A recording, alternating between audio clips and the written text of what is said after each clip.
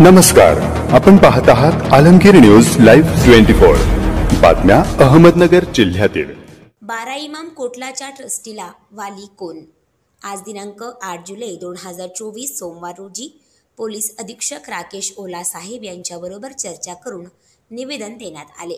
या प्रसंगी सय्यद इलियास इसामुद्दीन जहागीरदार पीरजादे मलगी नंबर 7 12 इमाम कोटला अहमदनगर हे बोलत होते की सालाबाद प्रमाणे मोहरम उत्सव 2024 साजरा होत असून या निमित्त सदर काळात शांतता भंग करून कायदा व सुव्यवस्था बाधित करणाऱ्या विरुद्ध योग्य ती कार्यवाही होऊन मला व माझ्या कुटुंबियास पोलीस संरक्षण देण्यात यावे।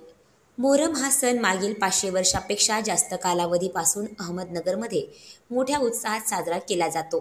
सदर मोहरम निमित्ताने कोटला येथे मोहरमचे 10 दिवस खूप मोठी गर्दी व वर्दळ असते व सर्व जातीधर्माचे भाविक सदर ठिकाणी देवदर्शनाकरिता येत असतात।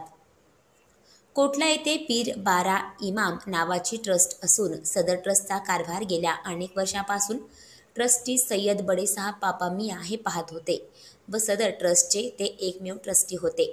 ते सन 2019 मध्ये मयत झालेले असल्याने त्यांच्यानंतर बडेसाहब जहागीरदार यांनी कोटला ठिकाणी कोणतीही अधिकृत ट्रस्ट नसताना कोटल्यात केलेल्या गैरकारभाराप्रकरणी वक्फ ट्रायब्युनलमध्ये केस दाखल केली होती। त्याचा नंबर वक्फ अर्ज क्रमांक 22/2023 असा होता व तो अर्ज मे वक्फ ट्रायब्युनलने मान्य केला असून आम्ही सदर कोटलाचे मूळ पीरजादा कुटुंबाचे सदस्य असून आमचा या ठिकाणी खानदानी हक्क आहे असे मान्य केलेले आहे। यानंतर आमचे सेवेचा हक्क आम्हाला मिळावे असे निवेदनात म्हटले आहे।